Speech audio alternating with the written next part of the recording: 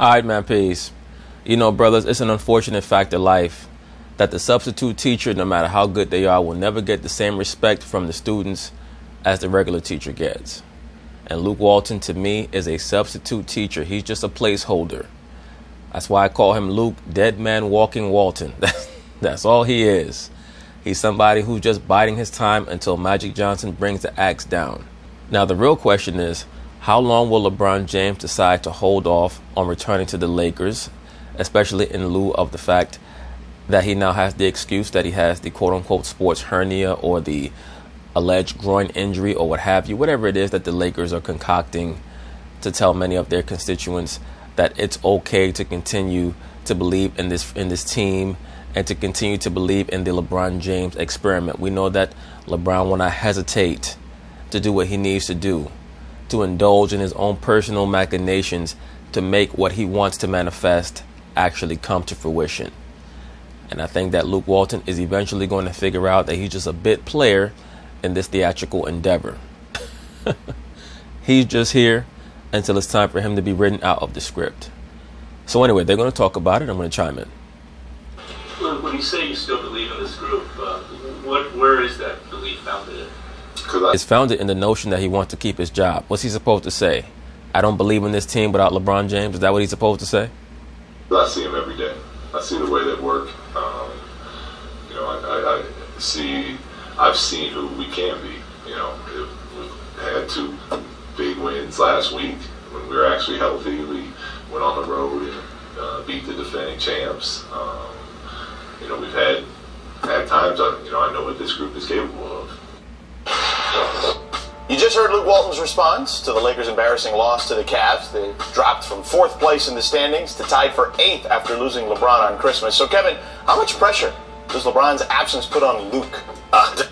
Actually, I don't think that LeBron James' absence has put any more pressure on Luke than he's already had. I think that LeBron James is going to sit back and allow Luke's ability to develop players be made very evident to all. That's what I think that this is about. I think that LeBron James is a little bit tired. I also think that he clearly is more injured or hurt than the media and his team are letting on. So he's going to kill about 2 or 3 birds with one stone. He's going to try to force Magic Johnson's hand to get rid of some of these younger prospects. He's going to force Luke Walton to have to develop many of these younger players. And it's also going to allow him to, maybe take another trip to Miami, get a little re-up. Who the hell knows? Well, Luke Walton is not LeBron James' first pick. He's also not the pick of Magic Johnson. So he's in a very precarious situation. There's no doubt in my mind that even if he were to make it through this season, he's not going to make it through next season. Depends on how much runway Magic Johnson and Rob Pelinka planned to give him. I mean, they did not furnish him with a roster that was designed to survive an extended absence of LeBron James. Now, does that really matter, though? If you don't like someone, most people in positions of authority do not have the integrity to afford leeway to people who they might not particularly quote-unquote like. Most people don't. And I don't believe that Luke happens to be the person who's the most liked by Magic Johnson. He's definitely not Magic's number 1 pick. Magic Johnson's philosophy is not to fight fire with fire. In other words, what? Luke Walton is a coach that comes out of the Golden State system. Magic Johnson wants to confront Golden State's style of play with a disparate basketball philosophy. So therefore, he's going to need a different type of coach. Now, if you want to put that on Luke, you can. What I see is a guy who's very much coached up a top 10 defense, despite the fact that there aren't a lot of great individual defenders on that team. Right, but did he really coach up a top 10 defense, or did they bring in Tyson Chandler? Maybe that makes me a Luke stan, but I just think at some point roster construction should be put under examination if we're going to. I will say this, though. Lonzo Ball has proven himself to be, I won't say an elite level defender, but a more than capable defender. We're going to look at the fortunes and hazards of one Luke Walton. There shouldn't be no pressure. I mean, a classic example is look at Cleveland now without LeBron. I mean, that's how good he is. Yeah. I mean, he elevates this team. Once you put LeBron in the mix, they're a top 4 team. I mean, what? LeBron James is like heroin. He gives the users of that drug a great high, and once he's gone, they go through all types of intense withdrawal because their body becomes so dependent on that drug. That's the LeBron James effect. That's the LeBron James system. You become so dependent on him because you run everything through him that once he's gone, you're always going to experience a staggering drop-off. What expectations can you give the Lakers without this guy? By the way, the Cavs in his second stint were 4-23 when LeBron missed games. Okay, Exactly. the only team that was 500 was Miami. They were 9-9 when LeBron. So they're playing 300 ball. It's actually relatively successful. Yes.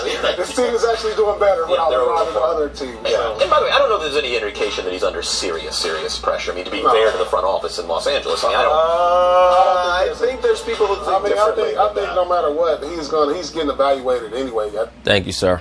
at the end of the year. I mean, because you know, you got new GM, new president, everything. This wasn't their hire. Yeah. So he's going to get evaluated regardless of what happens this year. Magic's endorsement, or after the admonishment or beratement or whatever it is, at 2 and 5, was tepid at best, right? It's we'll reevaluate at the end of the year, barring something drastic. Well, what does drastic even mean? So, like, I don't think he's on as safe a footing as you think. Now, Luke has been evaluated probably bi-weekly. They're looking at Luke, and, you know, Magic probably looking at how they're playing. So, you know, how Luke got the team playing just unbelievable. Unbelievably bad. So I don't know what we're going to do. the good thing for Luke is that Jeannie Buss is obviously in his corner, and that would be something that a hurdle Magic would have to clear. And Paul brings up a good... At the end of the season, Luke Walton going to walk into Magic Johnson's office, and Magic is going to throw him a pink slip with a no-look pass. He's going to throw a no-look pass pink slip behind his back to Luke Walton. A good point. Whenever you are a coach who was not selected by the current regime, For sure. there is always a certain vulnerability. Yeah, always. It is the Dwayne Casey rule. Right. Okay. Yeah.